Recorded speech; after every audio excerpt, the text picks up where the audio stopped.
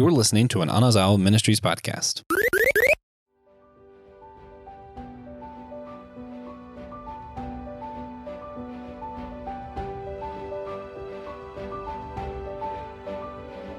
Ladies and gentlemen, man cubs, tigers, and sloth bears of all ages, we welcome you to the wonderful world of Walt Disney's animation studios.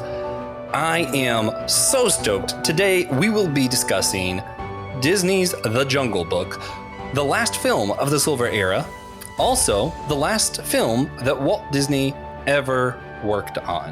It's a somber, sweet moment, beautiful film to talk about, but sad to discuss some of the implications behind it when it comes to losing Walt on future projects.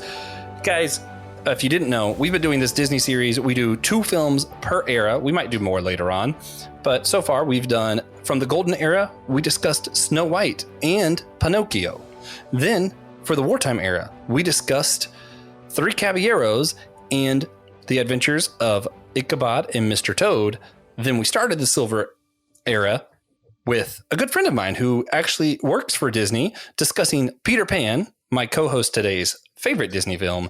And today we are rounding out the Silver Era films, discussing The Jungle Book. Guys, this is Systematic Geekology. We are the Priest of the Geeks. I am Joshua Knoll. As you can tell, I'm your local Disney nerd. I'm extremely stoked to discuss this movie.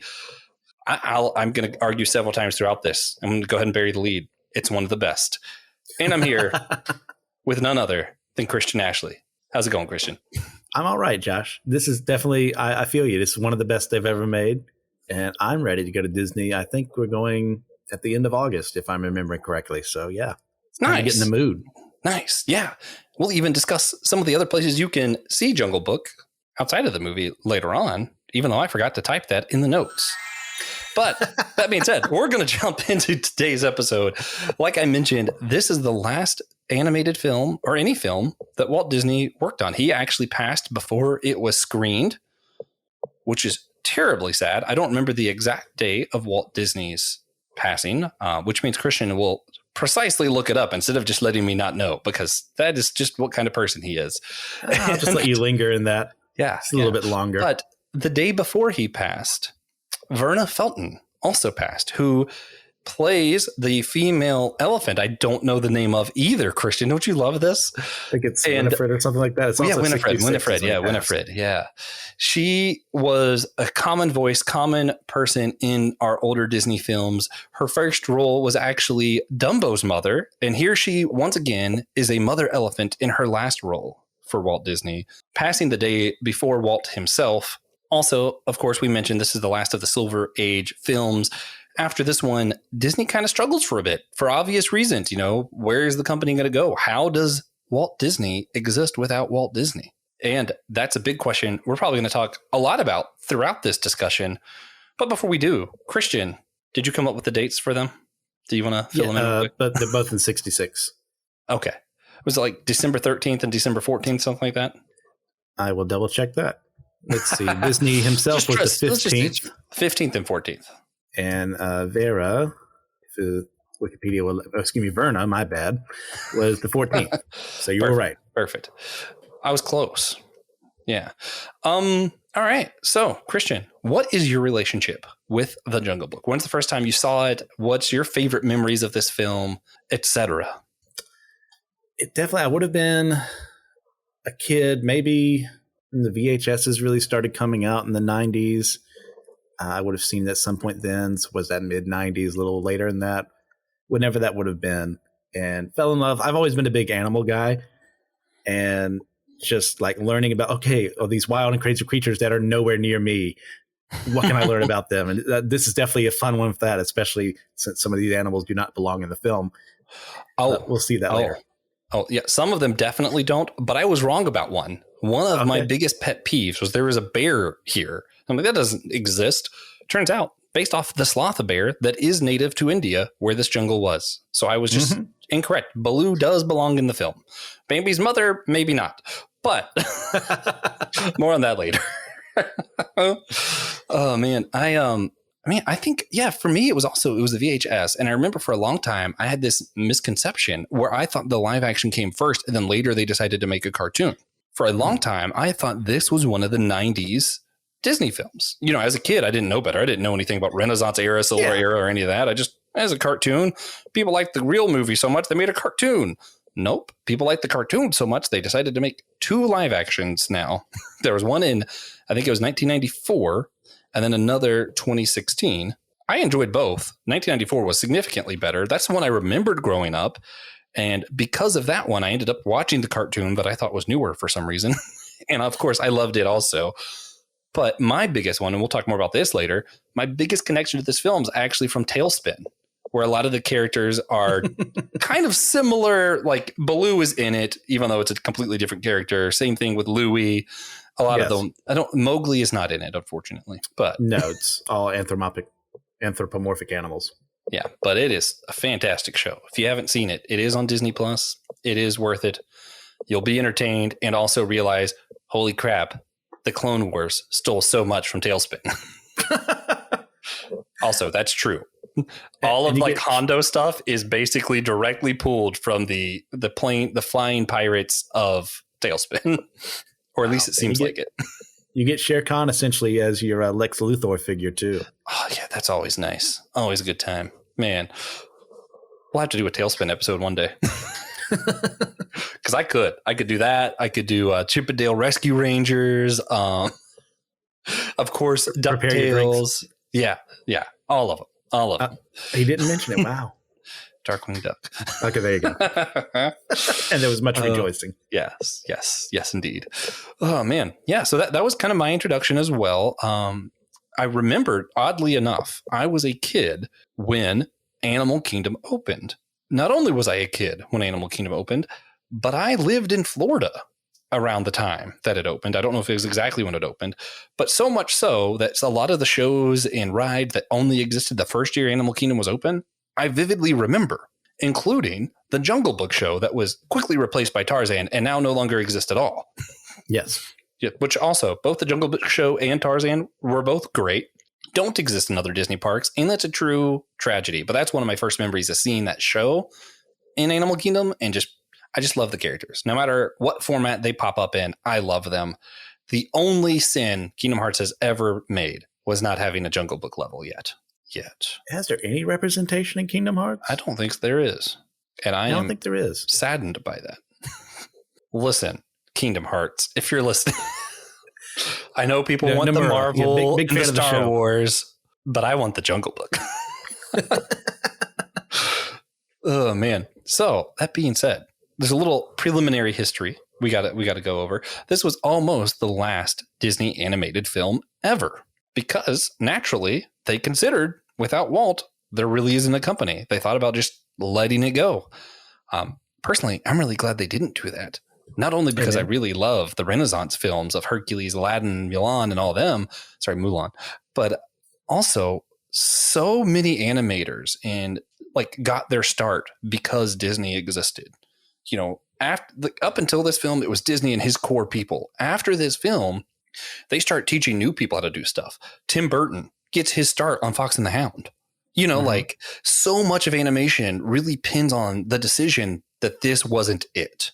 You know, and also I might have never seen this if this was it. If they didn't make that live action in 1994, I might have never seen the cartoon, which is also why I like the live actions. I want these core movies, these beautiful scenes to live on. And I think anything that gets kids interested in the old cartoons is worth it to me. Also, this is a really fun fact. The top selling or the most successful is what it was movie ever in the country of Germany was The Jungle Book.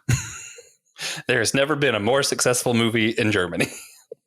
That's crazy. That's just wild to me. It's also in the top 10 most successful movies in France.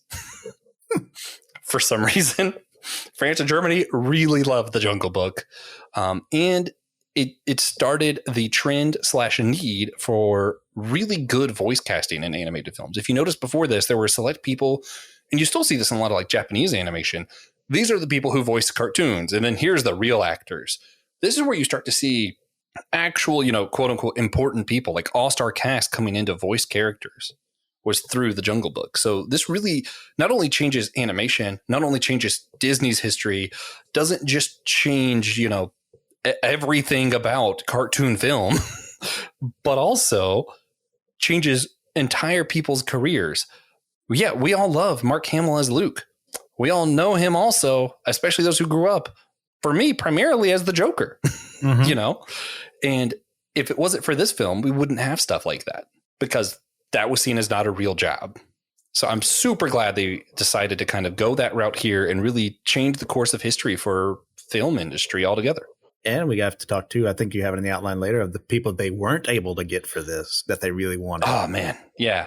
If this movie could have been like, if it had gotten some of those, I almost wish that this would have been it. Like it would have been too good at that point, I think. Oh, yes. Oh, man. We're really teasing them with that. We should sit here for a second. I guess we'll just have to listen to the rest of the episode. Yeah. Like we planned. Yeah. So with that preliminary history out of the way, with the weight of this movie on our minds and shoulders, Christian, if you had to rate this film 0 to 10, how would you rate it? Explain your rating and etc. I struggled with this question. God, me too. When I got the outlines, like, how do I do this? Because I was going to go as low as an 8.5, and I was going to go for a 9, then I was going to 9.5. So I think I'm stuck at a 9 right now. Okay, as far as fair. the film's quality, it tendered to me for a little bit, and where it's you also put this in the outline if I'm remembering correctly. In fact, it's kind of a random events plot to an extent, and it works mostly, and I'm glad it does it. But as far as like structure, kind of ruins it for me. It's not nearly as bad as Three Caballeros, but there is more structure there. But yeah, and I mean, just got some very classic characters here that you see from Disney from years to come. I mean, you said Tailspin, and plenty of other properties have used them before, House of Mouse and stuff like that. So yeah, this movie is an amazing movie. I would definitely rewatch it. $10 to anyone who can prove that they don't know any of the lyrics to Bare Necessities. I don't have much money, but I am willing to make that gamble. If you could prove to me that you just don't know any of the lyrics to the Bare Necessities, I'll give you $10. Because I just don't think it's possible. Like, I think worldwide, this film has just made that much of an impact. Ironically, part of what adds to my rating is what took away from your rating. I think part of what this is Disney, why I'm glad to be with you. Yeah, part of what I think Disney does great in general, especially for children and for us ADHD core folk, they do a really good job at telling individual stories within a movie that can stand on their own, but also continue to tell an overarching narrative. If you didn't know, it's really hard to just follow one really long story as an ADHD person or child. But you give me a bunch of broken up little segments that, if you look at it, all fit together perfectly to tell one whole story. I love each of the segments. I love the overarching story, and it sells me. But that is one of the weak points of the film. There really isn't a ton of story. If you compare it to the book, it's nothing like the book intentionally. So I have to give them that, but still nothing like the book. The entire message is different from the book. Honestly, I wouldn't say that it's my favorite. I wouldn't put it up there with some of like what I love most. But if I'm evaluating it as a film for the animation, for the music, for the coloring, for the impact it had on culture, the voice acting, I'm going to have to give this one a 10. Okay. For me, when I'm rating, I do it as comparison. That's what I think rating is. I don't think of it as a grade. So 0 would be the worst Disney film, which I'm not sure what I'd assign that to. So 10 for me is the best. I got 1 or 2 that tie for the best Disney film. This has got to be there, guys. It did everything so right and was the perfect send off to Walt. And I just love Walt so much. And phenomenal, truly phenomenal. Even like just to how the tech worked and how they tweaked it. So they relied on their classic art structure, but also new tech and really advancing the entire front of animation. I was like, this film, it's wild. So speaking of that, let's go ahead and get into some of the art and animation. First things first for me, the main thing I noticed, cause expression. Like if you think of it like linearly, like instead of like, for me, there's just so many other snake animations since then that it's hard not to think of them. But if I'm thinking of it just linearly, what came before this and how they were able to make a snake truly, he has his head on his hands. He doesn't have hands, like Yes. he's like sighing, like he's so expressive for a snake. Like it actually blew my mind when the more I think about it, the more I'm like, how? How do they make a snake that animated? Yeah, they play a lot with that, and it's very fun. It's been over a decade since I've seen the film, I'm sorry to say. But what I do remember... It's been over 10 hours for me. Oh, excellent. I'm glad someone watched it recently, like I should have done, if I weren't such a hack. But just the fluidity sometimes, especially the way that Ka moves, the way the elephants march later on. Yeah. It's like very well done. Yeah, a great send-off to Walt. Phenomenal. Oh, yeah. Yeah. And I have so much, usually I have some to say about the animation and the history and stuff, but this one, there's just so much behind the film. So Phil Harris, Baloo, literally is Baloo. He tried out to be Baloo and he failed. He could not act the part of Baloo. Then he just said, hey, instead of acting, I'm just going to be me and read these lines as myself. And that's Baloo. So Baloo just is Phil Harris. That's just his personality right there, laid bare. Then Ollie Johnson just kind of went behind and said, I'm going to do the animations for Baloo, and I'm just going to make him do all of the facial expressions, all of the body language that Phil Harris does. So Baloo just is Phil Harris. There isn't, you can't separate the two really. Then you pair that, Ollie animates Baloo. Ollie Johnson, Frank Thomas, and Wolfgang Reitherman, all part of this film. I think all of Disney's 9 Old Men are part of this film.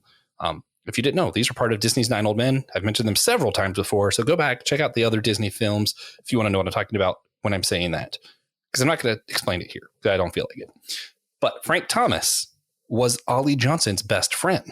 Frank Thomas animates Mowgli. So all the interactions you see between Mowgli and Baloo were these two animators who really respected one another, loved one another as friends, playing off each other and saying, okay, I see what you did here. Now let me try to, you even if you hear some of the interviews, they even got a little bit competitive of, okay, yeah, you're going to make Baloo do that, but watch how Mowgli reacts and how much more fluid this is. It's so the friendship you see animated between Mowgli and Baloo is genuine friendship captured in art. And that's just so cool to me. And then, of course, I also mentioned Wolfgang Reitherman. This is his second solo film that he's directed. And because of how long it took the film to come to be, cast his own son, Bruce Reitherman, as Mowgli, who you might recognize his name also because he also voices Christopher Robin, Tigger, Arthur from Sword in the Stone, a few other things.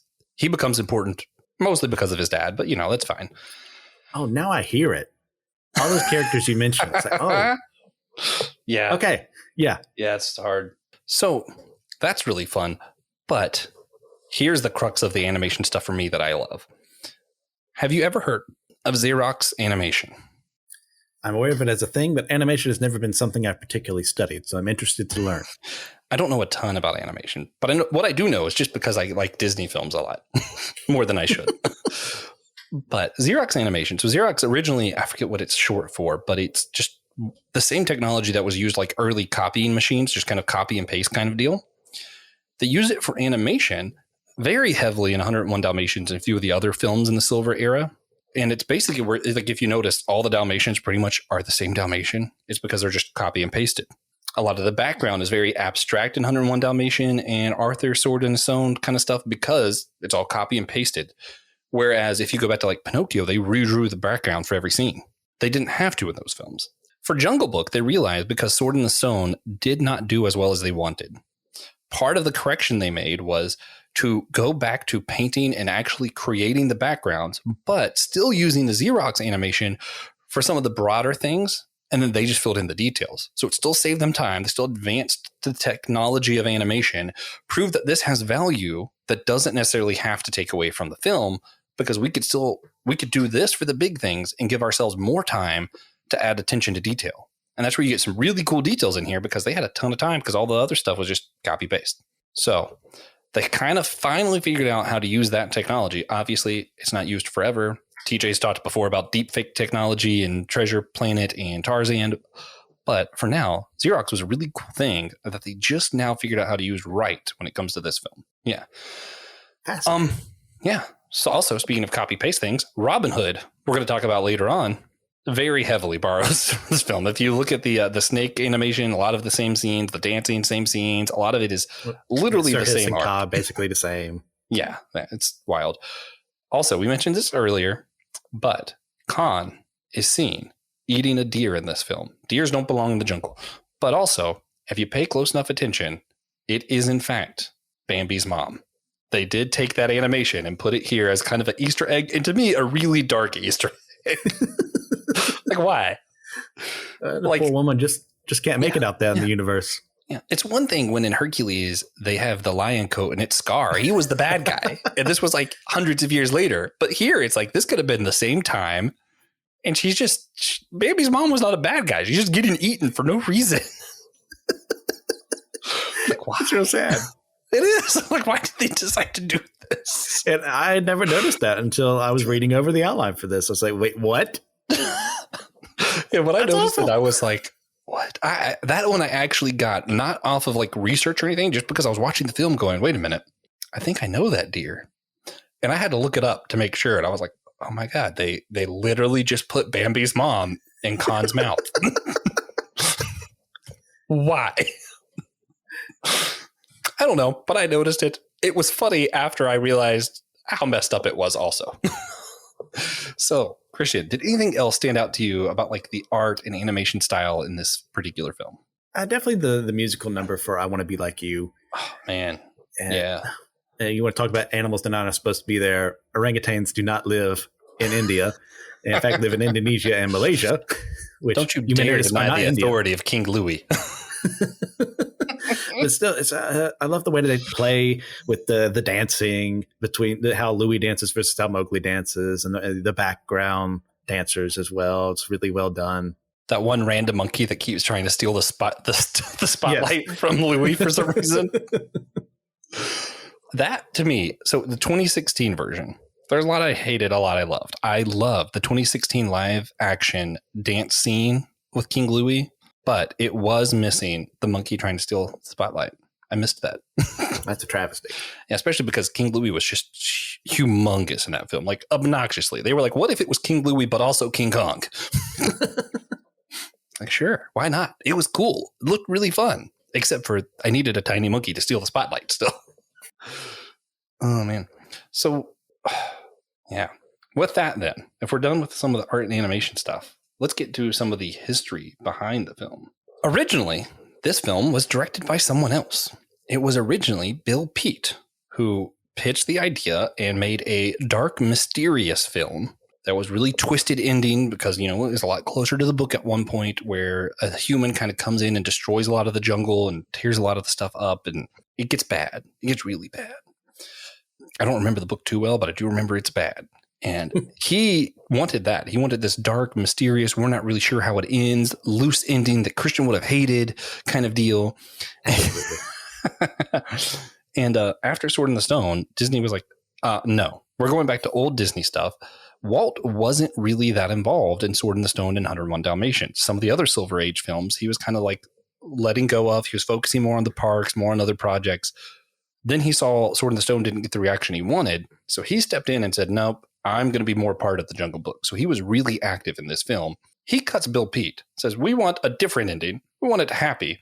He pulls in Larry Clemens and straight up asked Larry, he was like, hey, have you ever read the Jungle Book? He said, no. He said, good, don't. Walt wanted it to be their own story that kind of just happened to have similar characters. And that's sort of what you get. I'm so torn with that.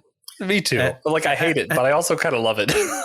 I mean, as a writer, if someone ever adapted, somehow I got to the point where a Hollywood studio was like, we're going to adapt your books to the screen. It's like, cool. And then I go to the movie theater and it looks nothing like what I wrote.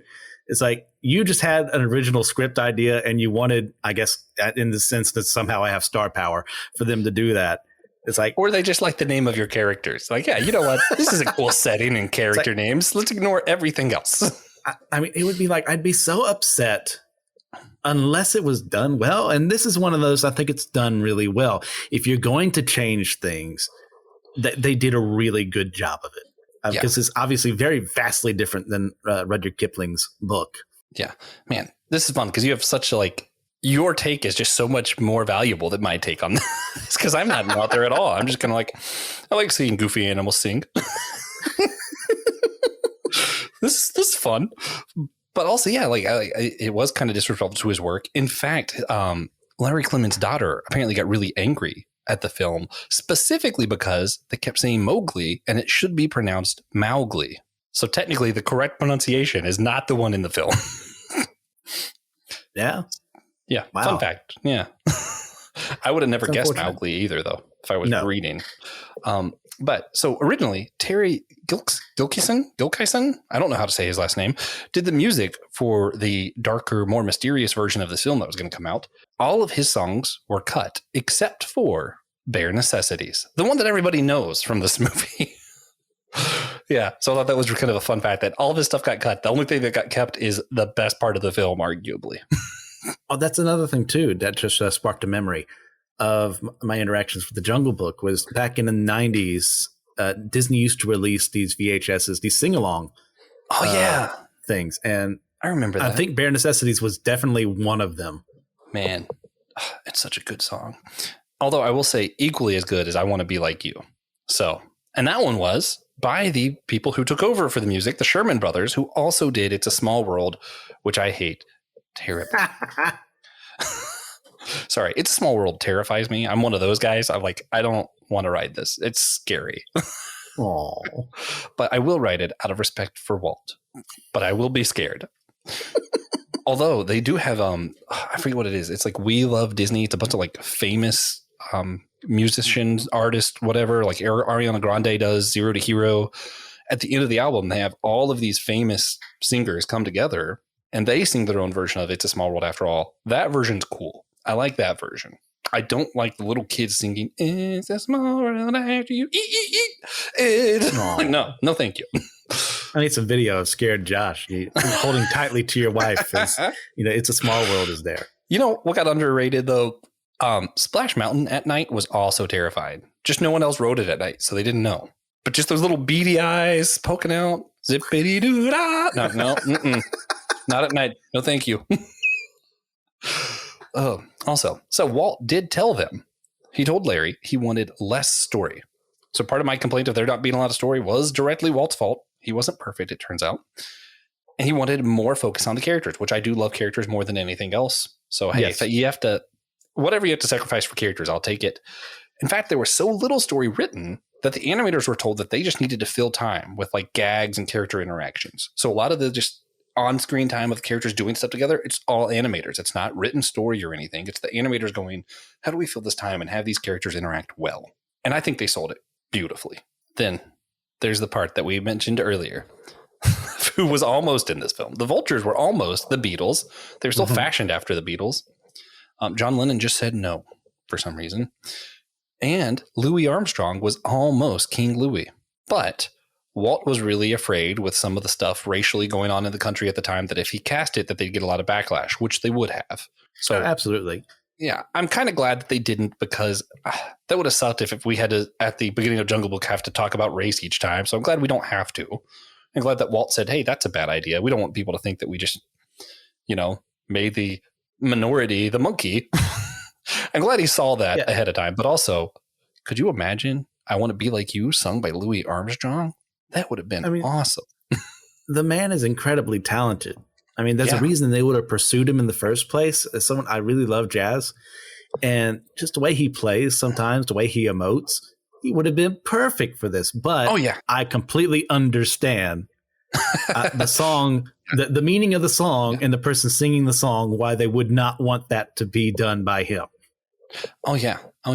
I can't remember exactly who it was, but who was Tarzan's monkey friend? Turk? Yeah. Turk, I want to say it was almost Eddie Murphy. They almost casted that, but the actor got angry about it. So that's some of the, just random backstory. We'll get more to that if we talk about Tarzan one day. But yeah, that was a thing then. So it's really ironic that here Walt knew in the 60s, let's not do that. But in the 90s with Tarzan, whoever was leading just forgot that was a bad idea. That's just one of the things you don't think about until someone says, hey, oh no. Yeah, we might want to change that. Yeah. Yeah. So glad they avoided it here, though, because we don't want to have to bog down our Jungle Book talk with racism. Yes.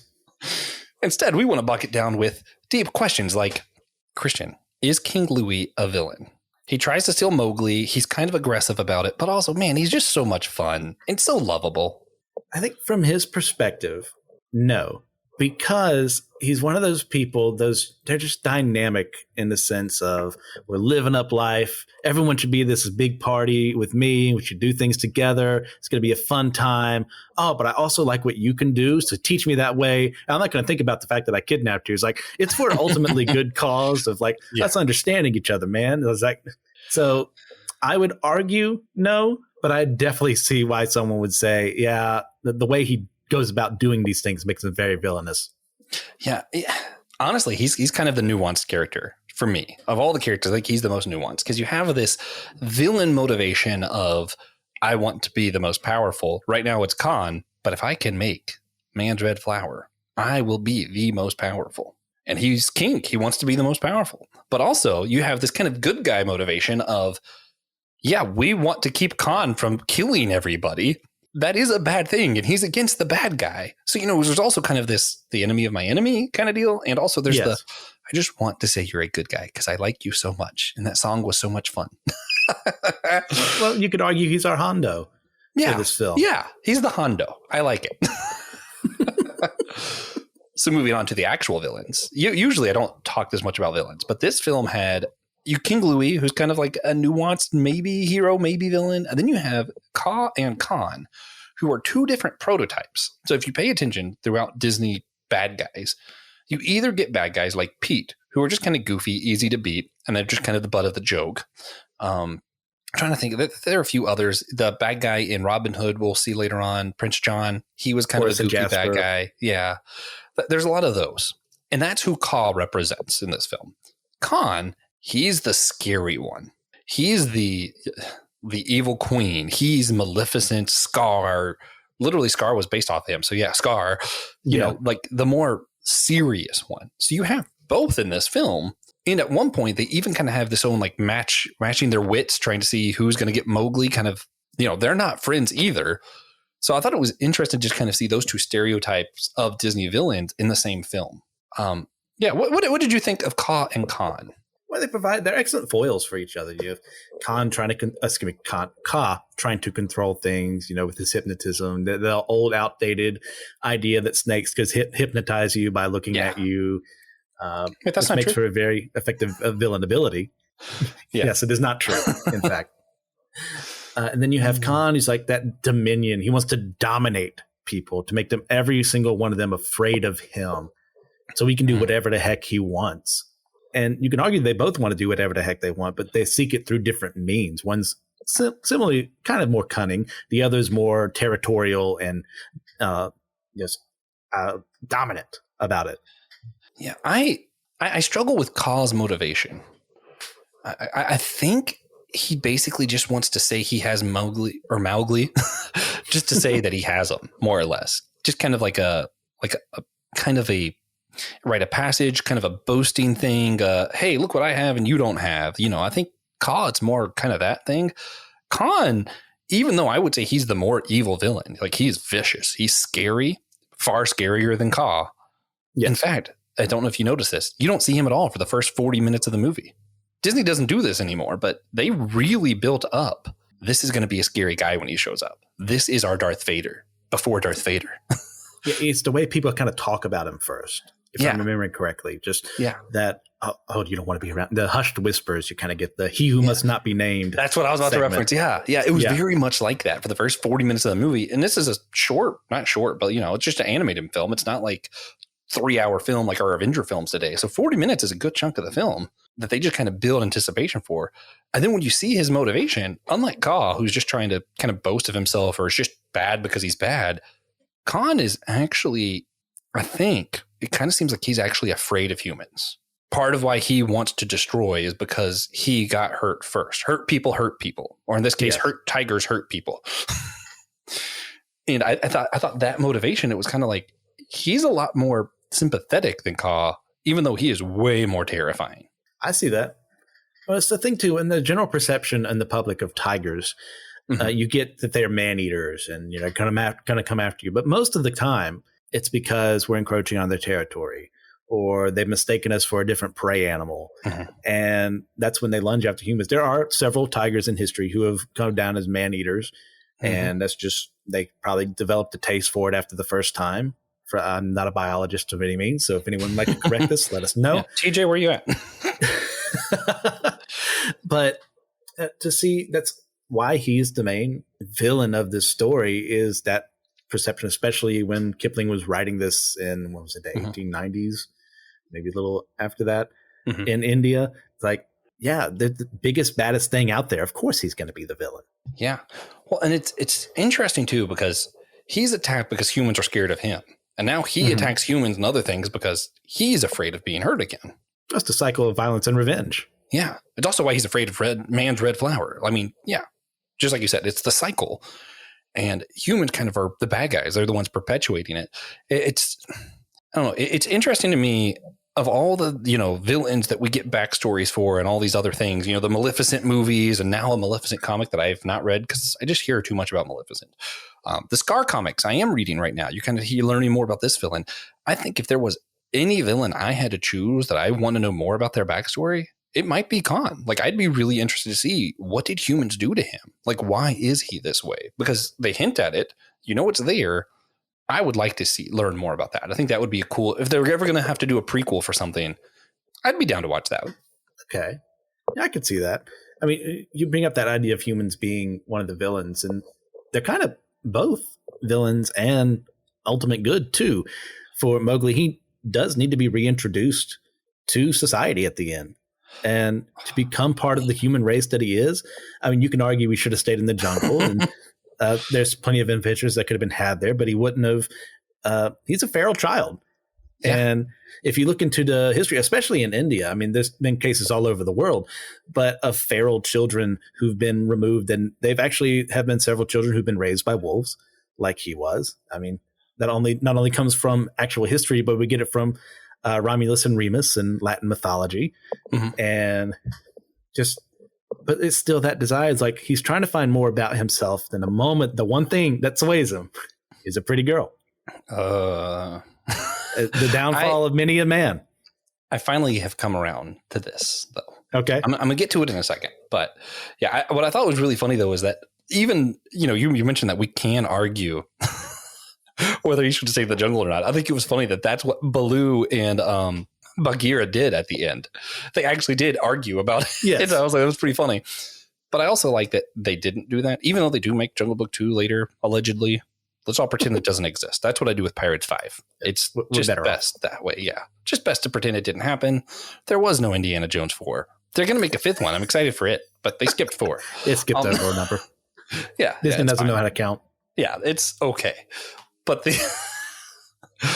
I don't know. I really enjoyed just how that ends like that, especially because they do this for Walt, where they have this theatrical ending and it kind of zooms out and you see the sunset after their argument and Mowgli goes to be with the humans. And it's like, yeah, Walt deserves that kind of beautiful into the sunset ending. And I'm really glad they had that. It was so cool.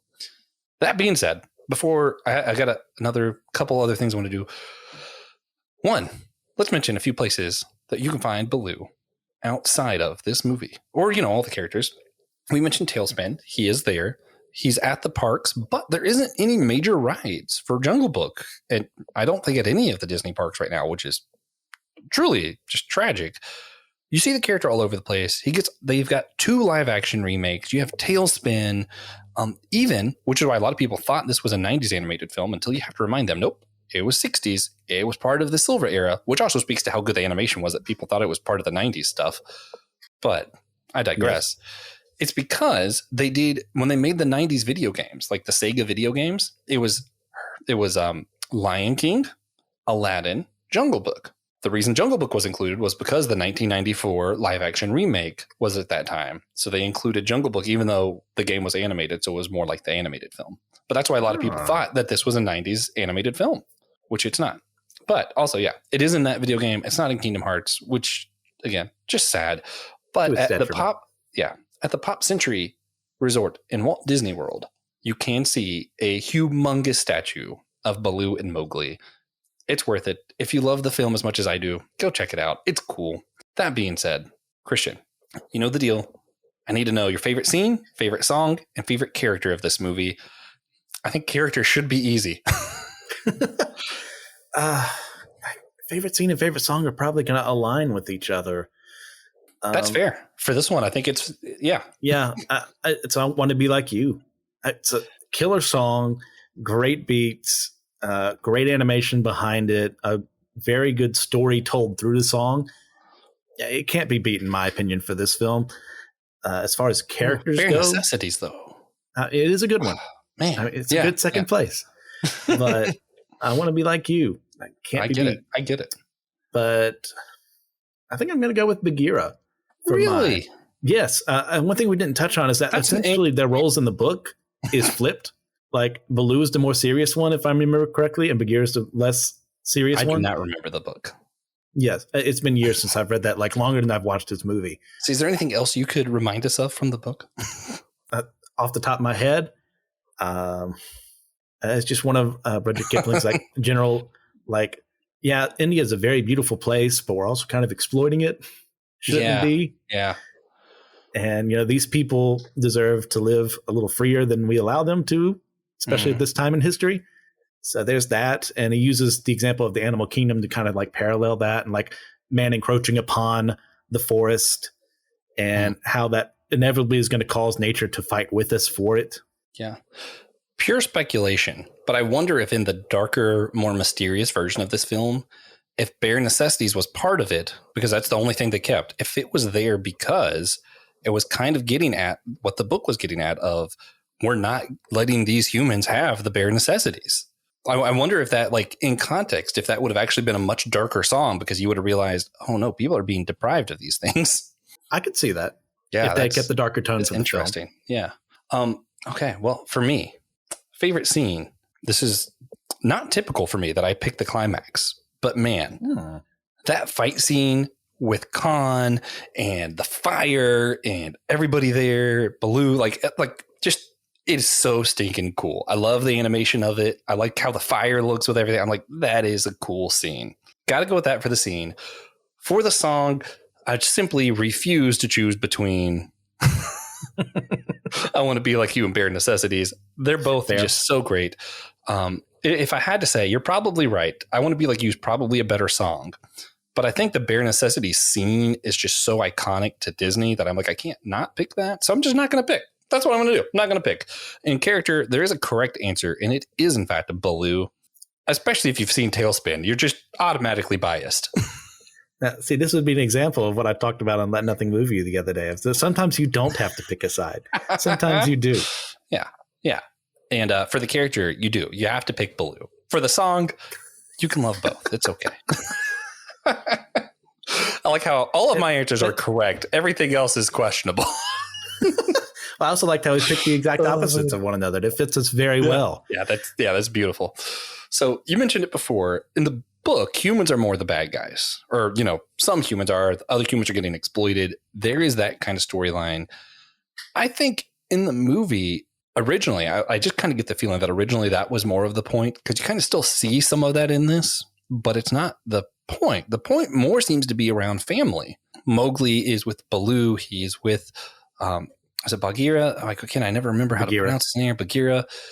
And that's his family. He grew up with the wolves. They were his family. The animal kingdom is just who he identifies with, who he loves being around. And yet they're trying to get into the humans because Shere Khan's going to kill him. They don't want him to be killed. And also he belongs with humans because he's a human. And he had to basically choose to leave his family because humans, he doesn't know anything about them. I know you pointed out Pretty Girl. Yeah, of course. But Two Among Us. It was kind of over the whole film. There was just kind of this weight of asking a young child to leave his family. Yes. And I don't know, like part of me, it kind of has a sweet, sad ending because, man, yeah, it's cute. The boy went to go be with a girl because he likes girls. He's a boy. And of course, we have that verse in Genesis 2:24, you leave your father and your mother so that, go be with your wife. Like, that is a biblical concept. You leave your family to go start your own family. And yet there is still this sadness of, oh yeah, he left his family. He left Baloo and Bagheera and the wolf pack, like all of them. I think regardless of how this ended, it was going to be bittersweet. Yeah. Because he's going to leave one found family for another. Because essentially he has, we don't see the last one totally in the end, but he starts with the found family of the wolves who raise him as their own. Then he has the found family of Baloo and Bagheera, like trying to teach him the ways of the jungle and trying to get him to safety, looking after him, trying to keep him safe from Shere Khan. Then we have the humans who he's supposed to be more alike that are going to be like, he doesn't know these people. Also, he's not going to be anything like them based on how he was raised. Yeah, but there's going to be that shared bond of we are the same in that regard of being human beings that's going to help him acclimate to that along the way that unfortunately, like, he may forget most of this past. It may be kind of a Narnia situation in some regards of, you only remembered so much, or like, oh, those were just dreams, some might say, or like, I'm thinking of it as the only good ending for this film was a sad ending. If it would have stayed happy and he would have got to be with Baloo forever, it would have been a happy ending, perhaps. But we would have had this tragedy attached. It wouldn't have been good, because if you thought about it at all, you would realize that's tragic. He never is going to be with his own kind. He's never going to have a family of his own. That's devastating. Which, turns out, reminds me of the verse that I didn't write down. So Psalm 126:5, I don't usually do verses, but I think this one's really appropriate. It says, "Those who sow in tears shall reap harvest of joy." And I think that's just the point of this, he had to choose something outside of his family to go start his own family. And sometimes a sad ending is the best ending. Sometimes the good ending has to be choosing sadness, which goes very well with this of Walt's leaving. We could let this be his legacy and it be a beautiful film. And man, we all remember Walt as the genius that he was. Or we could try to do the hard thing, the sad thing, and do Disney without him. I'm really glad they did. But man, it's sad. Yeah, it's sad that you see the next movie and there's just over it the whole time. You're thinking, where's Walt? And that's part of why the Bronze Age, the next era we're going to talk about at Disney Films, is also called the Dark Age of films, because they kind of trying to figure out who they were as a company. What were they going to do? How is the future going to look without Walt?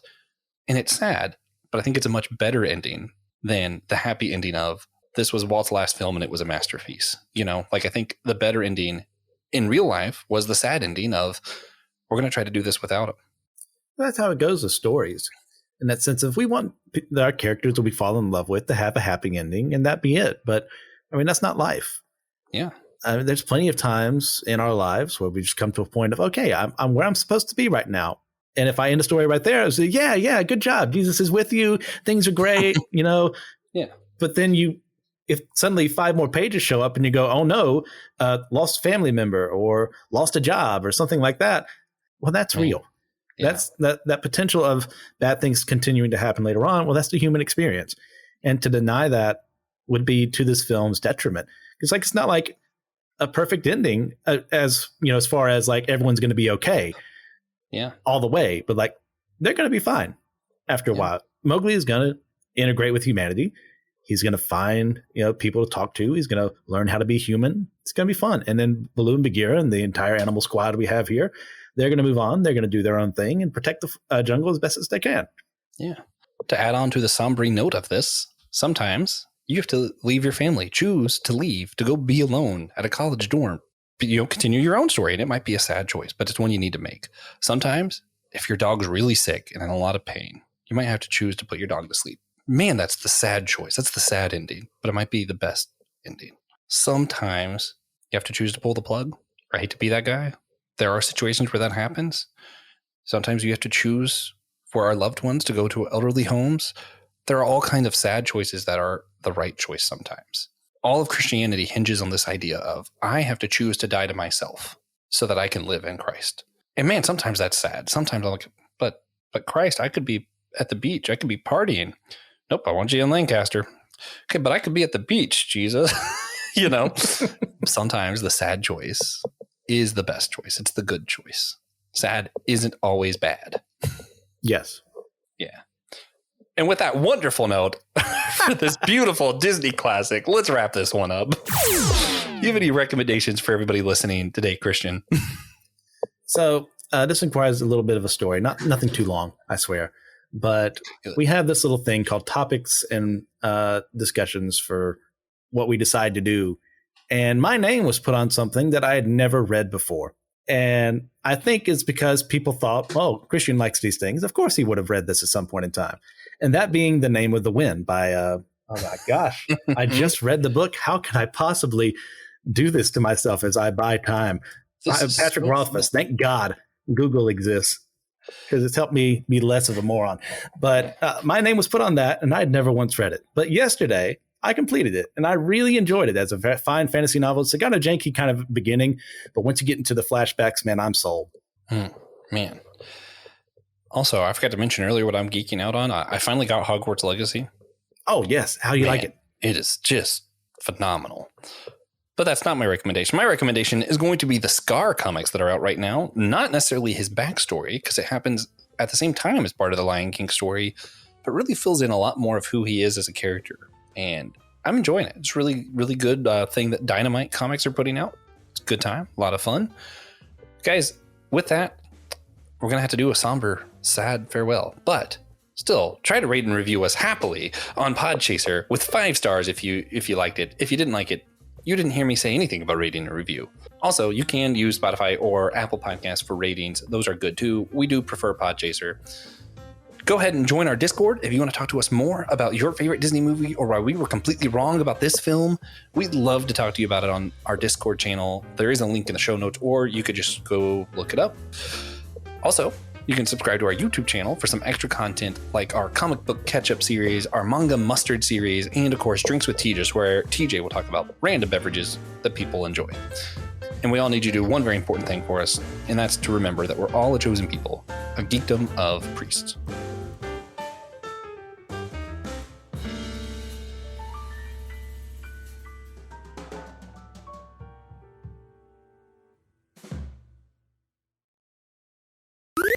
This was an Anazao Ministries podcast. If you enjoyed this show and would like to learn more about our network, be sure to check out the Anazao Ministries Podcast Network.